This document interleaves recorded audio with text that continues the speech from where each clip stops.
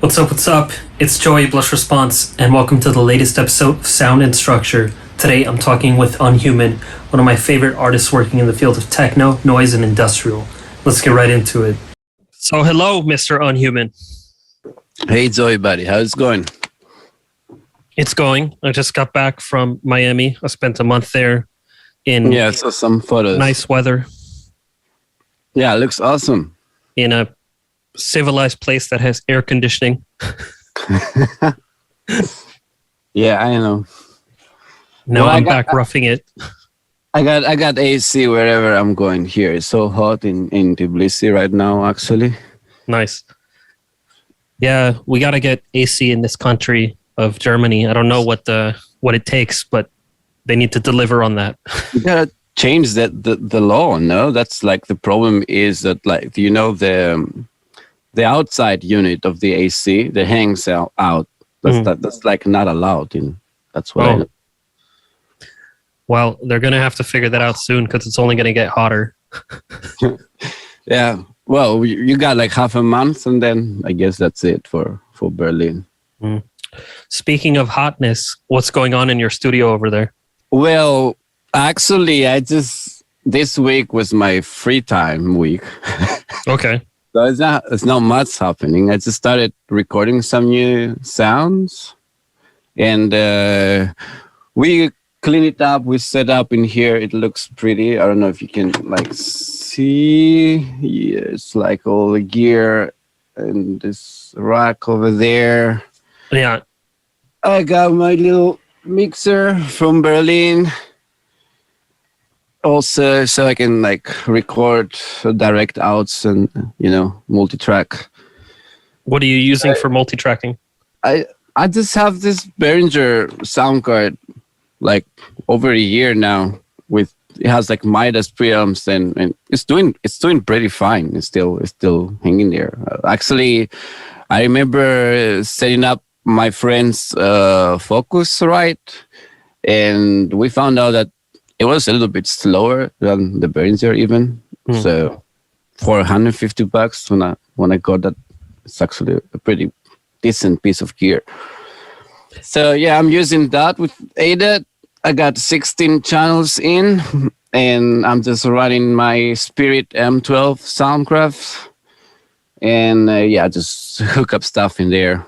Awesome. And that's it. We got a lot of gear, more than needed right now. We don't have a patch bay, and that's like makes things a little bit, you know, you have to plug in and out every time you want to do something, but it's fine. What gear have you got? We have Virus A. I brought it from Berlin. We got a bunch of other Behringer stuff. We got a DeepMind here, the 303. I thought we had more. The Neutron. Then we got an MS-20. I think Hayden left his machine drum. You better use that one. And there is also the Blowfield. I never used it. I don't know. You never used the Blofeld? No. Oh, that thing is awesome. No, but I have like, you know, the Virus does the same thing pretty much. And then the DeepMind is pretty good also, I have to say. It sounds pretty awesome. Yeah, I was pretty impressed with it when I tried it at Just Music. And we got an Octatrack as well here.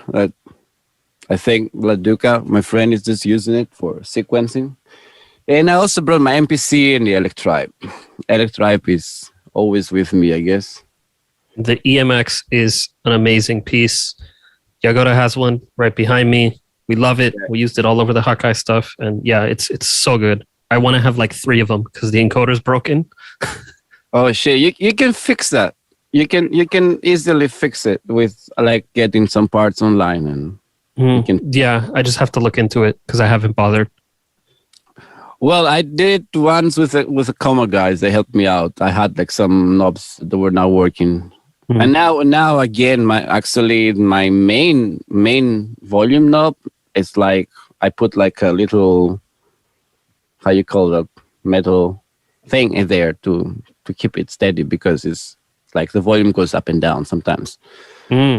So That's yeah, a strange one. yeah, that's a little annoying, but I fixed it, and I'm still using it because it's distortion in this thing. It's amazing, and yeah, it just sounds so loud. Yeah, it really does. It's powerful. What are you using the most lately? Well, actually, I just have the MPC with the Neutron and Electribe up up in there, patched with the Wi-Fi, and that's like what I do mostly from analog. I don't know. I feel lazy sometimes using gear. Hmm. And then I've been doing stuff on computer. What are you using there? I use Serum and Operator the most, and that's it pretty much. Then some like FX. I like this glitch too from Illform, Hmm. and Saberbox from Cable Guys. They're both very similar plugins like sequencing effects and stuff. And that's it pretty much. Then I'm just using mostly mixed down stuff like compressors, equalizers, a bunch of. I just getting. What are your favorites? I like the Tokyo Dome Labs a lot. It's a nice compressor from them. Was that Tokyo what? Tokyo Dome Labs, TDK. You don't know this?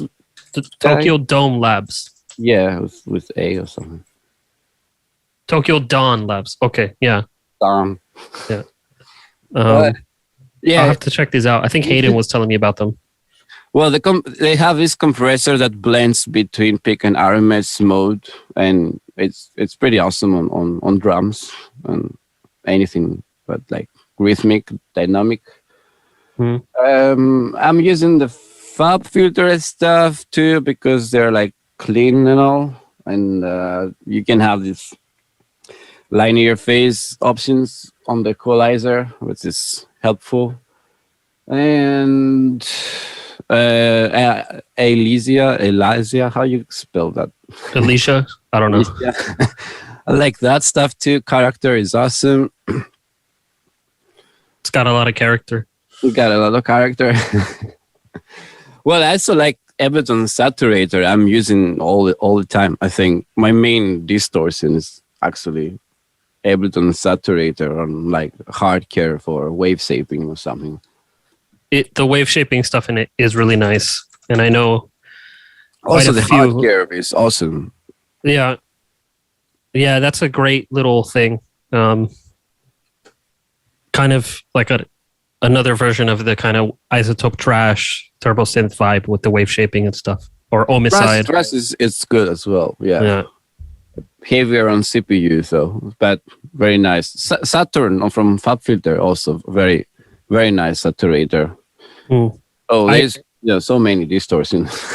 Yeah, you can never have enough. Saturated is one I haven't gotten so into. Saturn, rather, from FabFilter. Even though I have it, I just never reach for it. But I watched some video recently about, or a guy gets very technical with it, and it's oversampling. It's not plugin. It's too deep, actually. Like you can get LFOs in there as well. You can do a lot of stuff. Mid-sides processing, stereo, whatever name it is there. Also, there are some weird algorithm saturations that they're like really muggling the audio and like doing satur effects or whatever. It's fun to use. Yeah.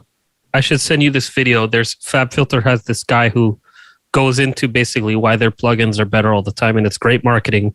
And then he has one about the Saturn, and he shows like the differences in the oversampling and how it affects the harmonics of the distortion and whatever. And it makes Saturn look really good if you care about this. So it made me like, I should look at that and try it again, even though it probably has zero real effect, like that we can hear. Yeah. No, link me up. I might learn something I don't know probably. All of their videos are really good from a mixing. Just you learn a bit that you wouldn't otherwise. So I watch them usually.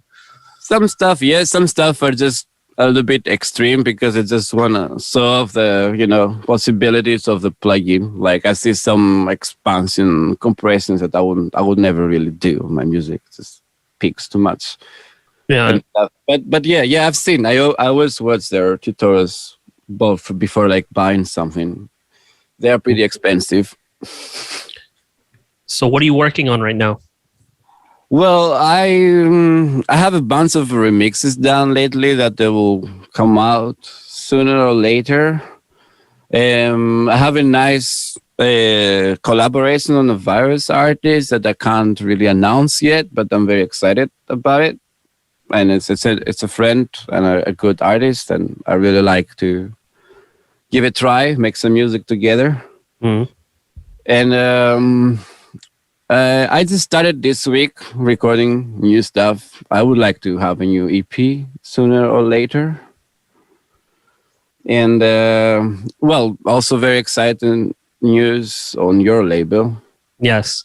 For those of you watching, Unhuman and Surit from NX1 have done a collaborative EP that will be coming on Megastructure sometime in the future. We're going to see, because vinyls, for those who don't know, are extremely delayed right now. It's very hard to get one in the plant. So, but it's coming. Yeah, it's coming. I already tested tracks in parties, and they are sounding awesome. I'm going to test them tonight at Dream Baby Dream. Nice. Yeah. Say hi to Andrew. I will. Me and Saxon, half drum, are going back to back. Have an Unhuman for me. Yeah. I'll have a few. What else?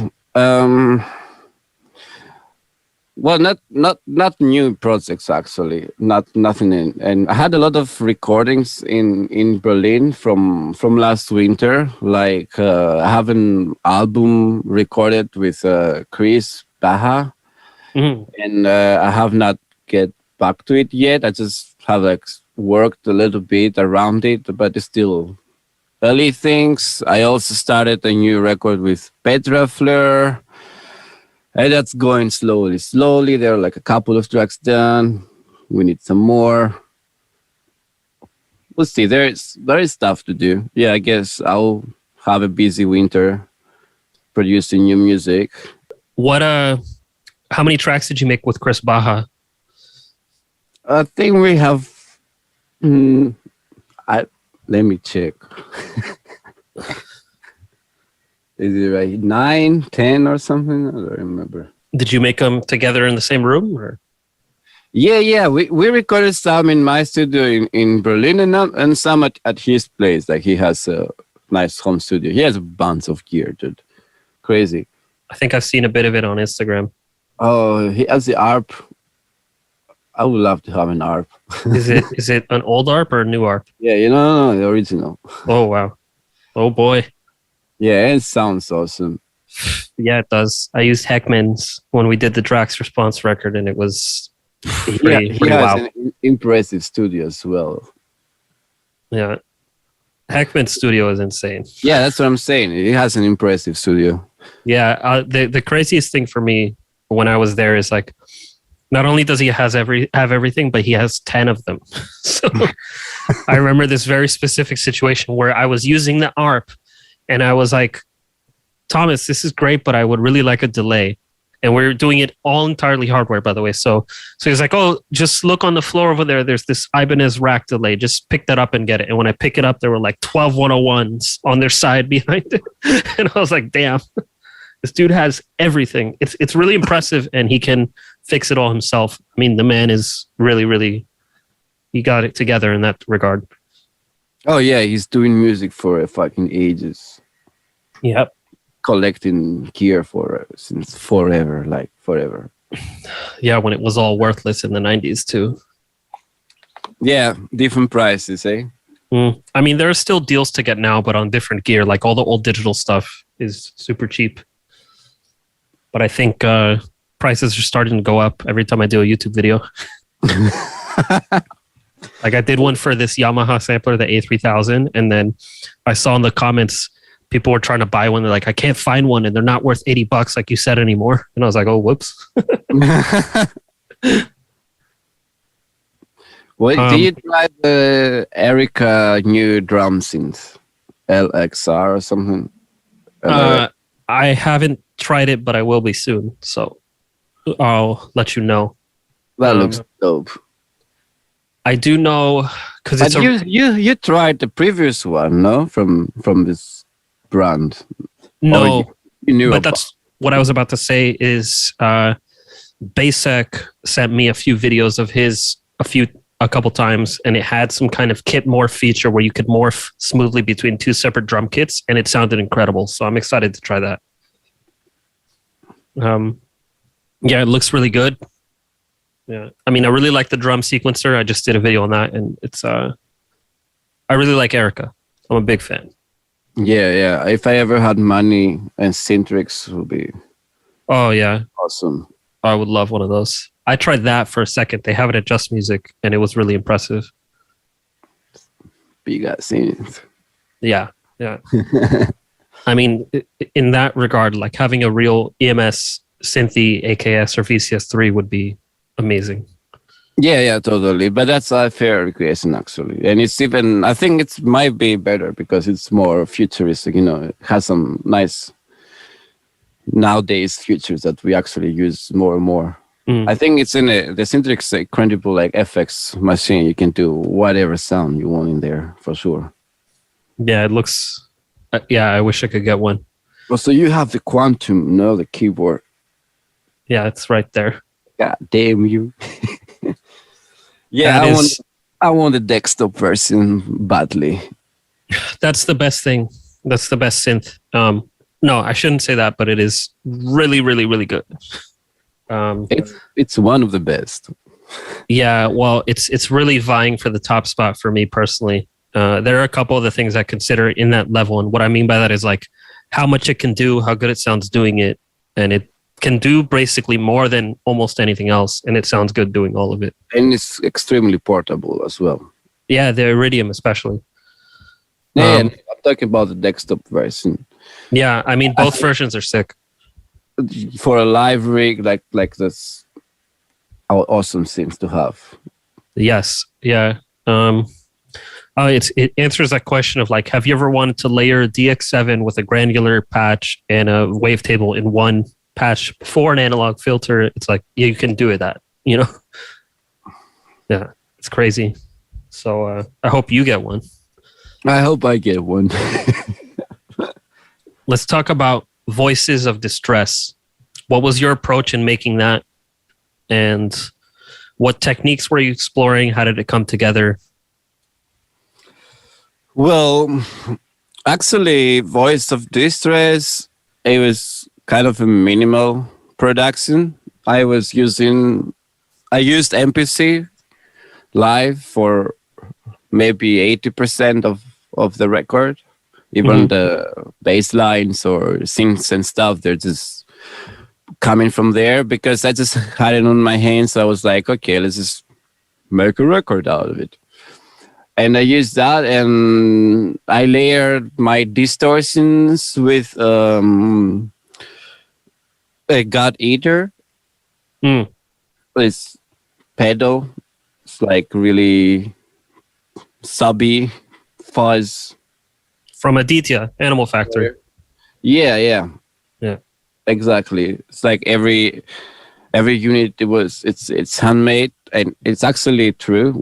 Because I tested with Daniel Dada at his studio. He also has one, and they sound completely different.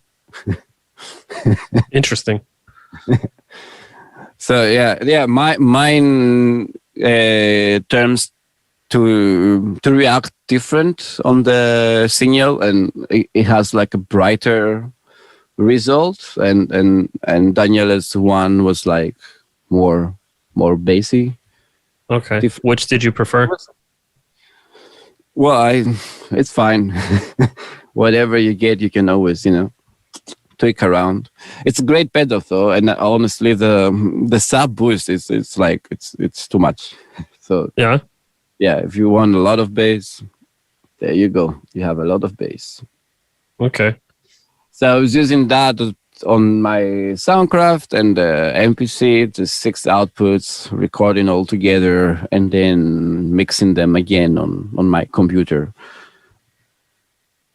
Cool. And how are you incorporating the distortion? Were you doing like a lot of feedback stuff with it, or just as a layer on top? Or both ways. Voice of Distress, the track, actually, the bass line, it's feedback from the gut eater, send it to an LFO. Okay. And there you go, you get a big sub. And then in Infected Mother is a layer distortion, that in the Ableton's saturator. Okay. And also MPC's vintage compressor. It's a funny compressor that if you just crack it up, you have a distortion. Nice, and focusing on low frequencies actually, so it's fun to use. And that's it. The other tracks were also just layer distortion the same way. And most of the synths and stuff were coming out of the MPC, you said. Yeah, MPC, after a while they did an update and they gave you like some 4 VST plugins that come with a standalone version. And one, it's a monophonic bass, and yes, that's the Rabbit Body track, bass line. It's from that. And there is also a hybrid modulating synthesizer kind of. And yeah, I use that with a bunch of effects on top just to make something out. And it sounds pretty good. Actually, the sound of the MPC, it's really massive. It's really saturated and loud, and you can go really maximize levels. But you can actually master in the box and stuff. So you have really good output while you're recording. And just the problem with the MPC, I guess, it's always like it's not that creative because doesn't give you really creative tools to play with. Like what comes to sequencing, you have all the pads, and that's just 16 pads, so you're on 16 notes.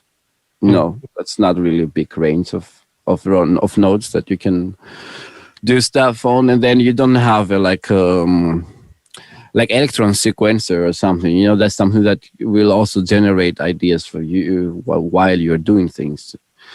And the most annoying thing is that it doesn't have any LFOs. Really? Yes. That's surprising. They are effects with LFOs built in, and you get like filters and stuff that you can play, or a gate. But you use LFO for everything because that's how you create movement. And there is only automation in there. And okay, automation is also great, but automation is also a very specific square curve that's all you can do, and it's not enough. Definitely it's not enough. So like you can mangle samples, and then by always focusing what the sound source is, like what the samples are, and not going really, really crazy, you can create nice loops and stuff. But with the music that we are actually doing, that we're really, want to get into the depth of every sound, it's not there yet. They really need to care about the creative process more in the MPC life. That's a shame to hear. I always hear the MPCs are a workhorse, and Akai's in general, like everyone used an Akai. But whenever I would look at the specs and all, more for the older samplers, I would think like, okay, it doesn't seem like you can mess with the sound much. It just seems like, it was very good at playing the sound and being available, but not getting so crazy like an Emu or a Ensoniq or something would. Yeah, they keep the same vibe all these years. Well, they have an incredible output, and actually recording the samples from an MPC, it gives you something in the sound. It really does. It really gives you character, and there's very specific saturation, and there is no other sampler that has like done this. So that's also great to have it. And then probably for sequencing and stuff, you will check for something else. Mm. I mean, sound muggling is not so bad on MPC Live now because it comes with a bunch of effects, like a lot of effects, and also they collaborated with Air plugins that they exist in Pro Tools, and also you do have high quality of delays, flangers, compressors, distortions, everything it's pretty much in there. Nice. Yeah, I remember I was at your studio. I think Imad was there too, and you just started messing with some stuff in the MPC really, really loud, and it sounded sick. And I was like, damn, those sound good. It made me want one. But I've stayed away because I got enough at the moment. You got enough. Yeah. But you could always get more. You can always get more. Yeah. And are you looking at anything? Like you said, you wanted the Iridium before. Is there anything else? I think that's what I'm mainly looking at. I want a new computer too now. Mm. I think that's what comes as a priority by the end. PC or Mac? I'll stay with Mac. I can't do Windows. I really hate it. I've gone to the dark side. I'm a PC user. Well, I used to, but I don't know. It's been a lot of years actually. I haven't really, and then I tried sometimes and they just get on my nerves. So it's not, I think I'm gonna go for a Mac Mini maybe, or let's see, maybe September only. I'm planning to get one. There will be news about this M1 chip. Some people bought and they are very happy. Some other not so happy. So I don't know. I guess it's cool. I was talking to, I met with Thomas Terpenering's Virtual this week for lunch, and he said he got an M1 and that it's incredibly fast. Or was getting, I don't know, but I think he got it already. Brain's a little fuzzy.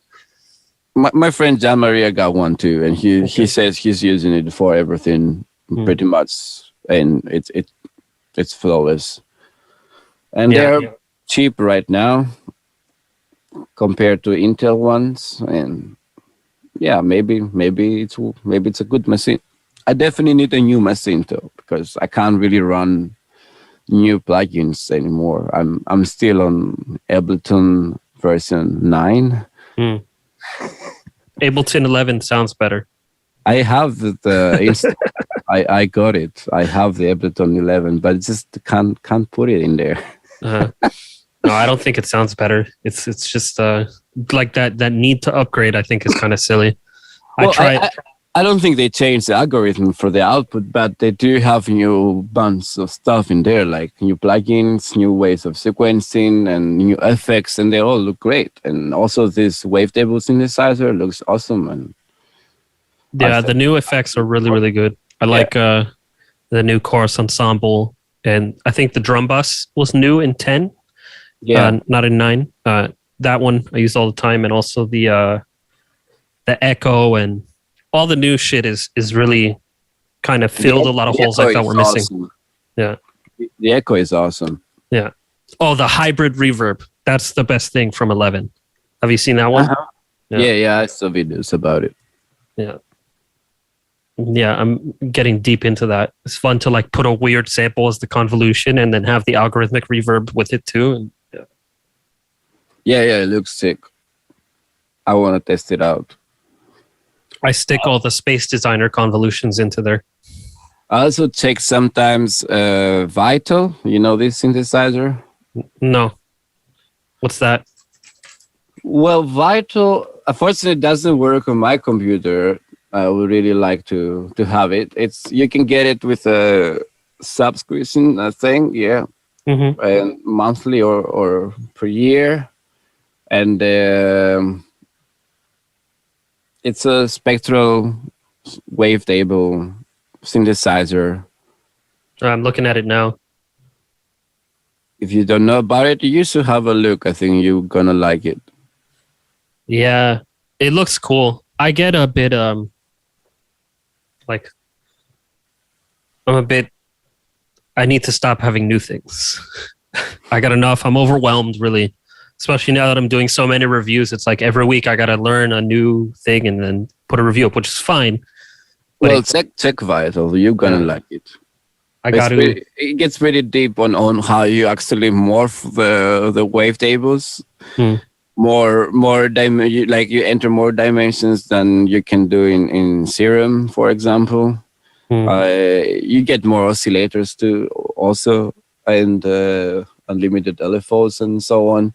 It's pretty cool. Would you say it's more vital for you than Serum?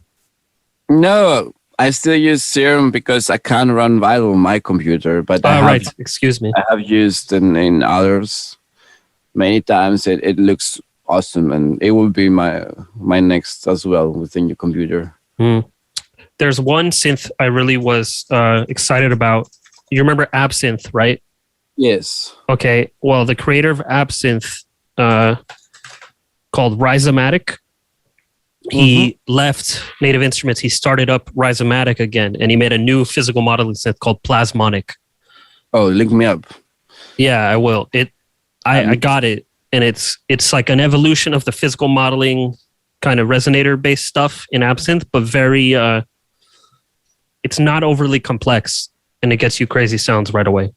It's really really interesting. And I'm happy that this guy's doing more, because Absinthe I still think is one of the best VST synths ever. I use it a lot, probably the most. Modeling synthesis, yeah, definitely. Yeah, Absinthe, untouchable. Okay, link me up. I need to check this out too. Yeah, I'm going to send it to you after we get off of here. So, tell me about Tbilisi. What's it like over there? Well, now it's finally more relaxed for the summertime. They lifted all restrictions and all. They had a pretty long curfew going on, like from Christmas till June. People were allowed to be out from 5 to 9, and that's it. So we had some quiet months, although there are still parties here and there, even illegal ones, and now they allowed outdoor events, so every day almost there is something. That's and cool. It's been great. I did these scholarship programs with Khidi Academy, and also got a lot of students here from Tbilisi individually, and some online courses as well. And I was busy with that all the time, basically. So we've been using this studio here as a little school. And yeah, that was it. And now I'm gonna move to the seaside. Oh yeah, for August. Yeah, then in Batumi, and there is a new project, a new location on there, and there is a series of event called Atom. They're having nice lineups. A bunch of people are playing. I will be playing there and working for the rest of the summertime. nice. So you'll be there just for the summer? Yeah, it's just for a month, like a full month, seaside. And let's see. I'm excited about it. Yeah, that sounds great. Seaside is a thing I'm a fan of. I'm from the beach, so that to me is very particular place. It's you gotta see it with your own eyes. I wouldn't call it a seaside.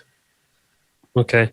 It does have sea, but you're also an aquatic being, since Greece. So yeah, I'm judging hard. I know, but no, I think you're gonna agree with me. It's a weird city. It has also everything. It's architecture. It's a very weird place to be, but it has some charm. And let's see. I never really been there before. So now I'm gonna just spend a month in there. See Well, I how hope that. I get to check it out.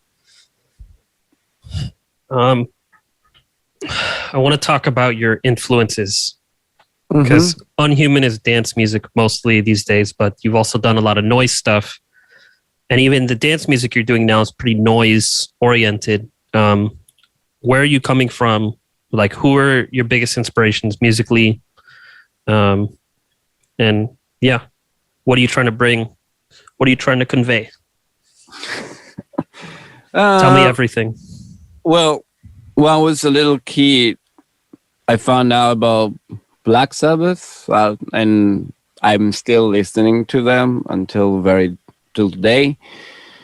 And I guess they really have a dark industrial sound, and we can tell that in my music. Definitely, also about not only the sound structure, even the scales and the horror vibe. And yeah, after that, I started learning guitar. So I got my first guitar when I was 7.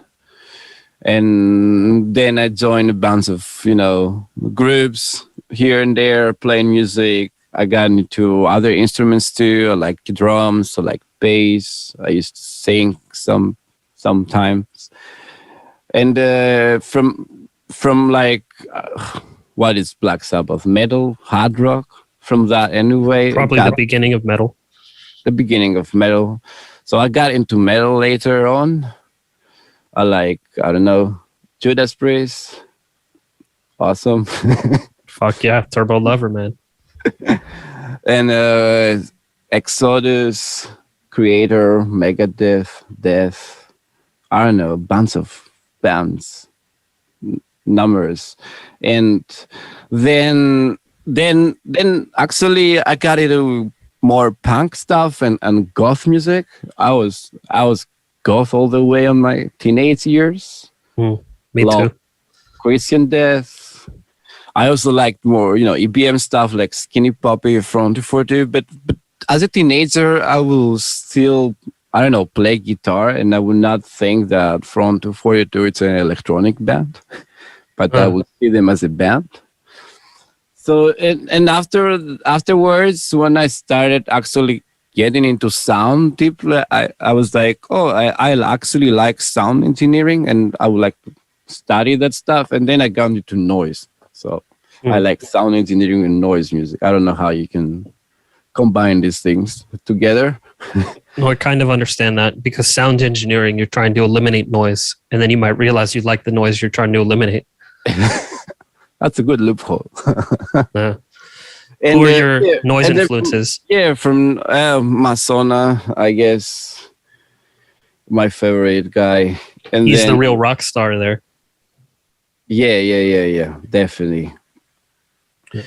And from noise got me into electronic music in general, because I realized that it's really fun to have synthesizers. So, and I remember started listening to, I got back to all the bands I was listening before, and I was like, oh, goddamn, I like minimal wave, I like EBM, really, I want to try make that stuff more. So when I was, I don't know, 17, 18, something like that, I started getting synthesizers. I had a microcork and bunch of guitar pedals, MS2000R from Korg. Nice. Friend gave me a ridiculous drum machine from Boss. Dr. Drum, is that a thing? Dr. Rhythm. Dr. Rhythm. Which number? Blue? Is it blue? 770. Maybe. I don't fucking remember. Dude. This is 770. So yeah, that was my first setup. Nice. And it was kind of the same for me. I had a microcorg, a couple fuzz pedals, and a Boss DR660, which is the one before. And yeah, that's how it is. And then I made a band with this stuff, Flesh United. Oh yeah, okay. With friend, it was like singing on the music I was doing, and that was like a kind of a queer minimal wave post punk kind of mess up. Really fun. But that was like my first electronic production ever. And then after that, I got into making industrial beats and distorted stuff more and more. And then I moved to Berlin. And then I found out about more techno and the club scene because honestly, I was going into golf clubs in Athens. We don't really have any nice techno clubs in there. Even nowadays, we have like, parties and events that happening, but not like a dedicated location with an amazing sound system and respectfully, techno music and so on. So when I left Greece and I went over Europe and of course I moved to Berlin, I found out about the stuff even more and got more excited and influenced way much, and I got into dance music more and more. So I guess that's what's Unhuman project. Would you ever bring guitars back into the equation? Well, there are guitar recordings in the tracks anyway. Okay. Feedbacks, notes here and there. I use Guitar Rig. Cool. I like it. It's easy. It's an easy way to record stuff, and also you get the cabinets and microphone placements and on all stuff that in reality you actually need an expensive studio to do and record properly. So yeah, I am. I'm also. I was actually here all this winter time. We got busy teaching, but we really wanted to start a band and start jamming again. But yeah, it didn't happen. But I don't know. Eventually, I would like to play some guitar again or some drums, maybe. I don't know. I would like feel that sludge doom project. Yeah, 1 chord a minute. And a lot of weed. Yeah. Yeah, the smell is almost more important than the sound. The smell goes in the sound. Yeah, 100%. Yeah, I also got into this after not caring about playing guitar since like high school. I just got into the mood and I was like, fuck it, I got to play some. And I got 2 guitars. I got this Epiphone Les Paul and like a cheaper Schecter. But then I wasn't feeling the Les Paul. It didn't play so well. So now I have a vintage BC Rich from the 80s that I got for quite cheap, the Eagle, and this 8-string Schecter, a bit of a nicer one, and I'm super happy. Also got a couple guitars at my mom's, a Parker P42 and a Roland G707, but I'm too afraid to bring them overseas. I got to figure that out. You need a good case, and that's it. Yeah, I know. I found this case that in the video, the guys put a guitar in it and throw it off the roof of a building, and the guitar is fine. But it was really expensive, so I was like, I'll just wait. Yeah, I'll send you that. The video's hilarious. Yeah, please. But yeah, just I don't know. The guitar thing is fun, and I already even like before I left, I cut up a bunch of I played a bunch of guitar sounds with my pod and other pedals and Guitar Rig and whatever else, and cut them up and loaded them into my samplers. In this case, with Miami, I brought the Gotherman with me, so I was making sounds with those, and then yeah, it was cool. Yeah, you can make a lot of textures from a guitar. Actually, it's pretty nice. You can turn it to a synthesizer sound easily. Yeah, I mean, it's just oscillators at the end of the day, if you really think about it. Sound source, of course. Yeah. Yeah, I would love to have an SG one day. That's the only guitar I didn't buy, I think, from the ones I really wanted. When I was buying this BC Rich, Hayden kept telling me SG, SG, SG. We couldn't find an SG. It's right. But then he told me about the BC Rich, the NJ Eagle, the one I have. And yeah, no, that's a damn good piece. Yeah. So I'm happy. That's the only one actually from that is it's really worth it to buy from B series. The other ones are like just a bit poser. Honestly, they don't sound that great. My favorite guitar ESP Horizon 2. I had that for many years. And actually, I sold my guitar to buy me ticket to Germany. Uh-huh. And yeah, and also Fender Stratocaster. That's also Classic. my favorites. I had it for many years. Yeah, I guess I like more the Stratocaster type body than the Les Paul. I had a Les Paul for some time, but I didn't really enjoy playing with it so much. They're really heavy. Yeah, well, actually the ESP was pretty heavy as well, but it's just the fretboard. It's thinner, longer. You get more easy to play with. I don't know. I the Les Paul still kind of follows the classic cut of a guitar, and it's okay. I like more the, I don't know, metal, heavy metal. You should check out Schecter. Yeah, I know. There are some 7-string sectors. Even the 6, like I had Hayden over who was not really into 7 strings at all or 8 strings. And in about 10 minutes of playing my 8th string, he's like, yeah, I'm going to buy a 7 now. So after him, being like, I don't like 7 strings, I'm not into it. Yeah. Yeah. So it's not goth enough. I mean, they're pretty goth. Godflesh uses a 7 and an 8. That's enough for me.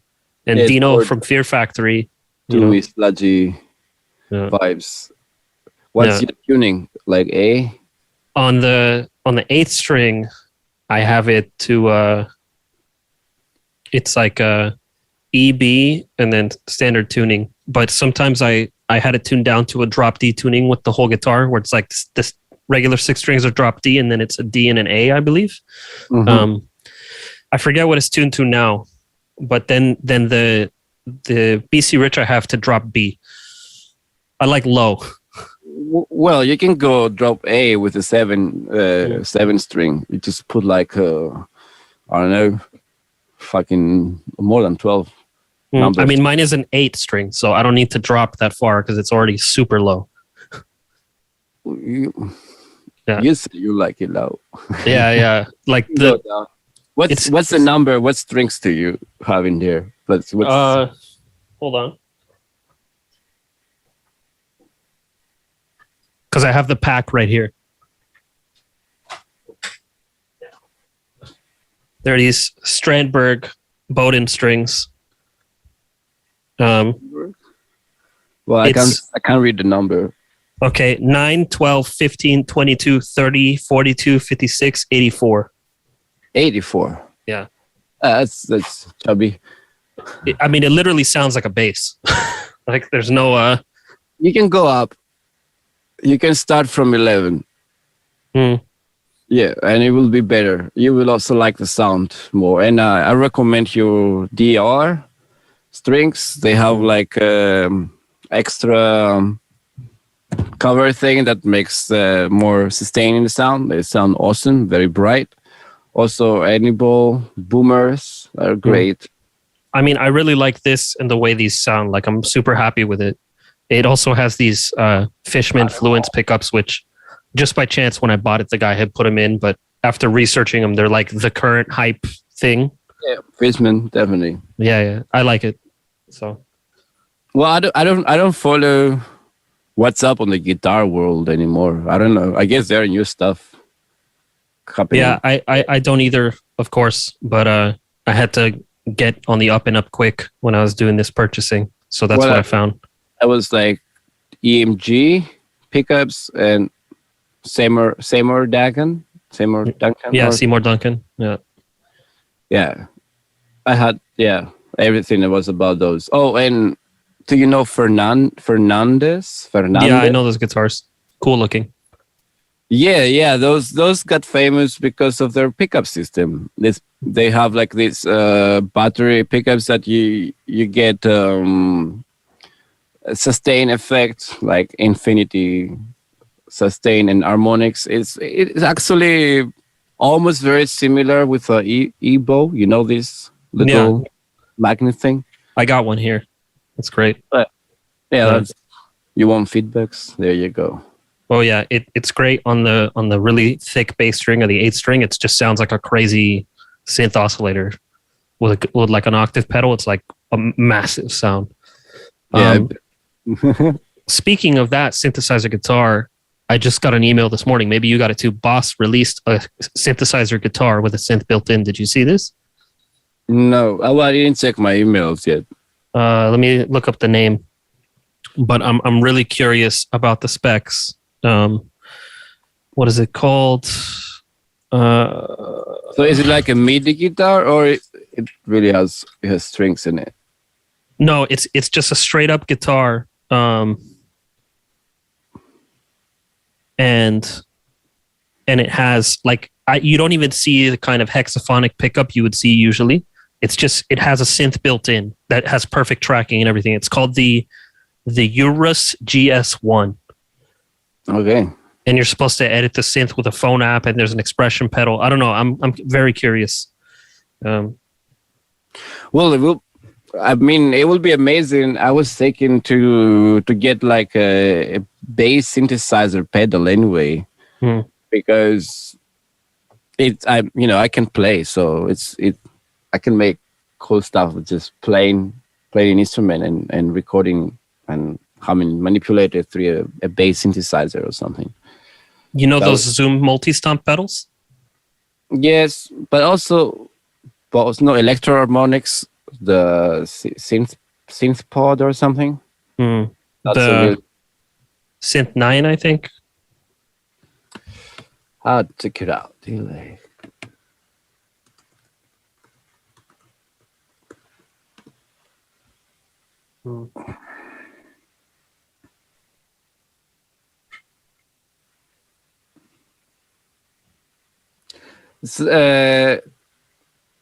No, it's called Monosynth. Ah, yeah. Okay. Yeah. There is also the Synth 9, but the Monosynth, actually, the bass version, there is one for guitar and there's one for bass. And the one for bass, it sounds freaking cool. I bet they're cool. I mean, I love electro harmonics. Yeah, awesome pedals. Muff. Oh, yeah. I got the metal muff. I swear by that. And I got it from watching Mika Vanio. So, yeah, the Memory Man and pretty much everything I've had by Electro Harmonics is top notch. The Flanger Hoax. Amazing. Mistress? I never had the Mistress. But I heard, they're pretty legendary. Yeah, it's awesome. Yeah. It sounds very good. Yeah, Electromonics, both. And that was it. I also had the Rat. Can't go wrong with the Rat. No, but it sounds better on guitar than a synthesizer, I have to say. It's not such a synth pedal. The metal distortion is a synth pedal. That's fun. Oh, yeah. The Metal Zone is the one. Yeah. I mean, I love distortion pedals. They're so it's like collecting, Legos or action figures. Just gotta get them all. Never enough distortion. No, and they're all like $20 or whatever. Some of them. Well, the good ones. Like the cheapest, shittiest ones are always the best. Like the Digitech Death Metal and the, Well, it's just an emulation of the Metal Zone. But also Metal Zone, it's like, what, $40, I think? Yeah. Well, there you go. Yeah, I bought one again in Japan a couple of years ago. I wanted a Japanese one. Just to have. It's the same. Did you see they just re-released the heavy metal? Yeah. Waza Craft. I want to check that out. Because I borrowed... The thing with Metal Zone is the filter in there. That's why it's cool. Oh yeah, I've always wanted that with like CV control on that to sweep that, put stuff through it. Do you see that Behringer's post about turning guitar pedals into modulars and like selling them really, really cheap? Yeah, I saw that. I hope they do that because I like those pedals, but they gotta have CV control. Yes, CV control and also change like the voltage what they receive, because they won't be for guitars anymore, I guess. It'd be cool if they could have a way to switch it from 12 volt to 9 volt internally. Yeah, I don't think why this is that so hard. Different headroom. Yeah, I know. No, I mean, is it so hard to do this from 9? Oh, I don't know if it's hard, but they should do it. I don't know how difficult it'll be. Yeah, definitely. I mean, they have to anyways to bring it back to the modular world. So yeah, that would be great. Or else you need like always. I have this Doppler module for that. But no, I mean like a way for the module itself to run on the 9 volt internally, like while it's playing, like that you could switch between running on 12 volt or running on 9 volt and see if it affects the sound. Yeah. Yeah, it will. Yeah. Yeah. A lot, actually. Yeah. 2 times louder. What's this red bass behind you? Jaguar. I like Jaguars. Can we see it? Jaguar. Yeah, that's Ladugas. Okay. And he has also. There you go. Nice. Very nice. Jaguar. Sick. Blue, pretty. Pretty great guitar in here as well. What's the guitar? Gretsch. Okay. Can we see it? Or Okay.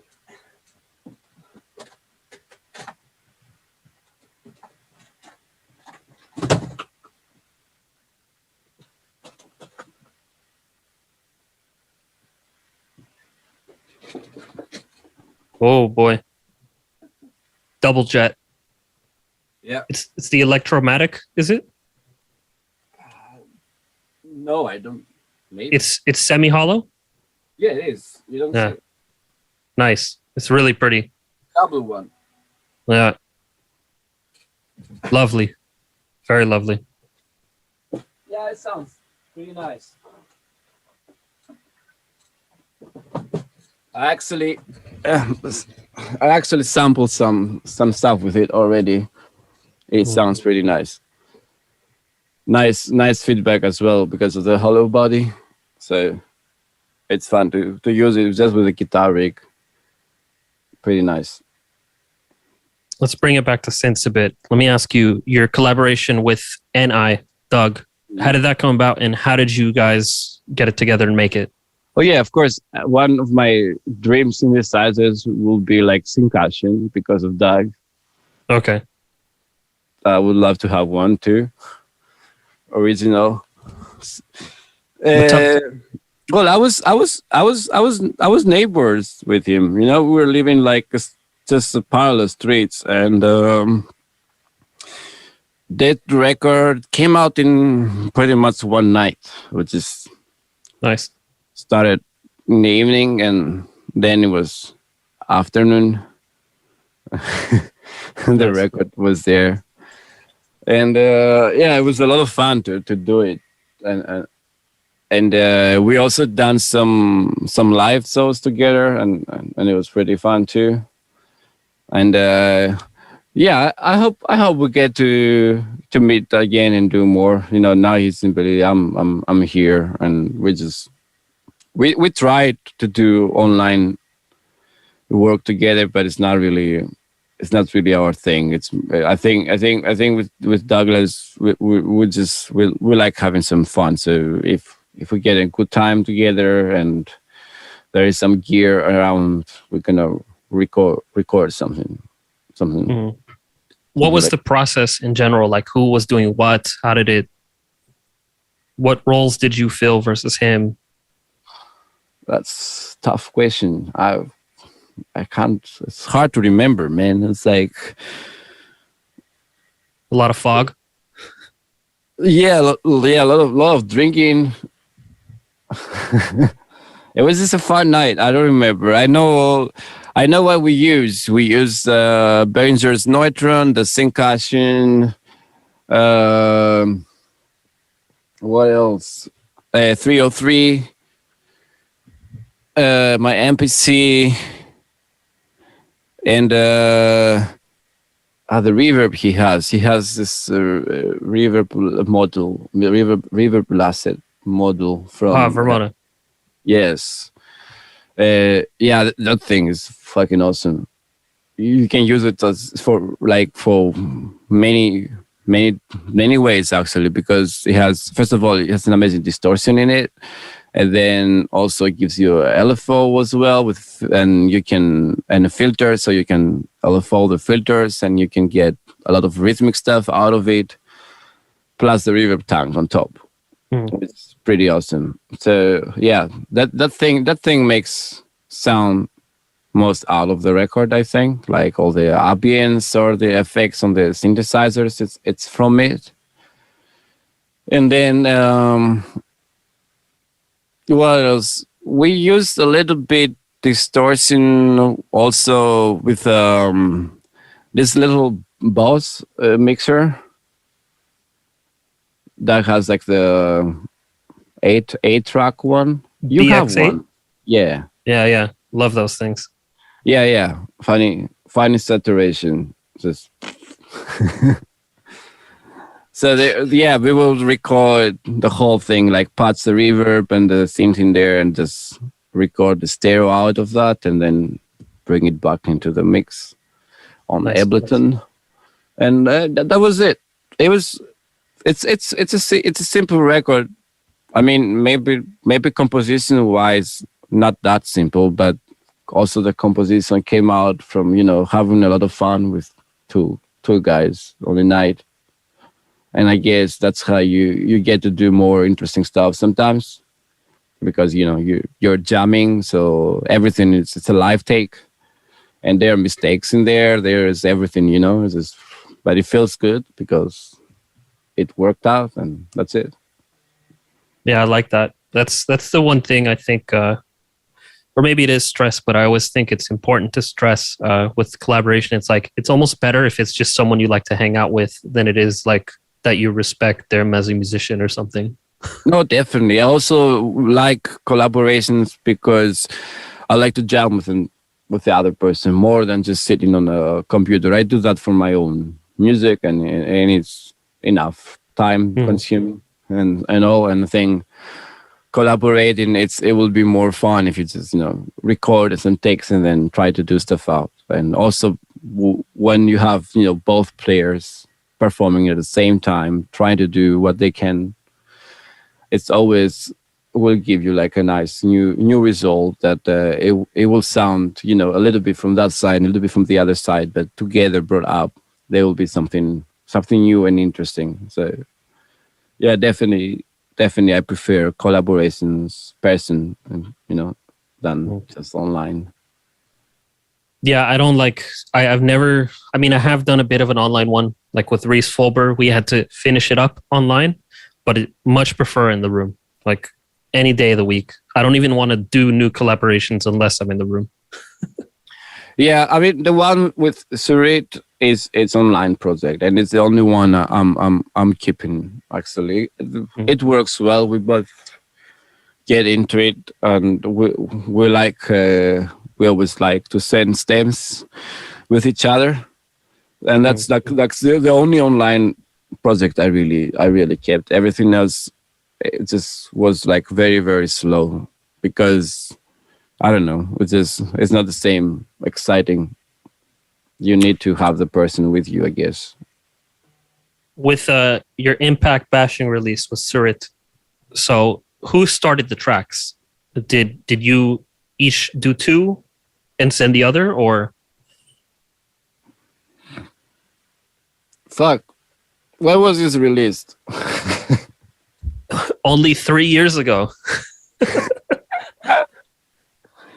Well, I let me tell you about the one that we are gonna put out.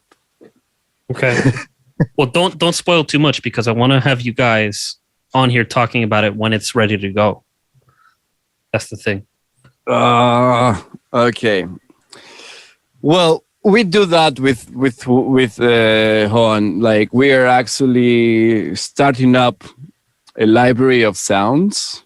So I will start design new stuff and him as well, and then we're gonna exchange these libraries, and we will start arranging the tracks and 2 and 2, and then exchange again, and the other guy will continue on the arrangement of what the other guy just did, and on. So I guess we almost did the same on the Impact Plays and release as well. Maybe we did not really made this library idea. It was I really don't remember. I think we did the same way. Like we created a library of sounds and then started making tracks out of them. Was it like, okay, he would send you a drum loop, like here's the drum loop, do something on it, or and then yeah, drum loops or even individual sounds. Like I will sit down and synthesize the whole drum rack from zero. So this is our kicks, that's our snares, and then he will take those and make loops out of those, add effects, exchange them, and change the sound a little bit, give it that back to me. I will continue doing the same and until we have something down. So it all starts from like single sound source and then getting them into track ideas. I think that the Impact EP was more like, as you were saying, starting with some more loops, stems, and getting tracks done like it. But I like with Sweet more like getting, like we say, okay, let's start a new record. I'm going to spend, I don't know, a month, like relaxed sound designing stuff, putting all in a folder and then sending to him. And then he will come back to me with some loops and then we'll continue from there. Well, I'm very excited for the Megastructure release. And when that comes out, I got to have both of you on here. Also got to get NX1 on here. Speaking of, I think that is all my questions for today. Nice. So is there anything you'd like to say? Anything you'd like to announce?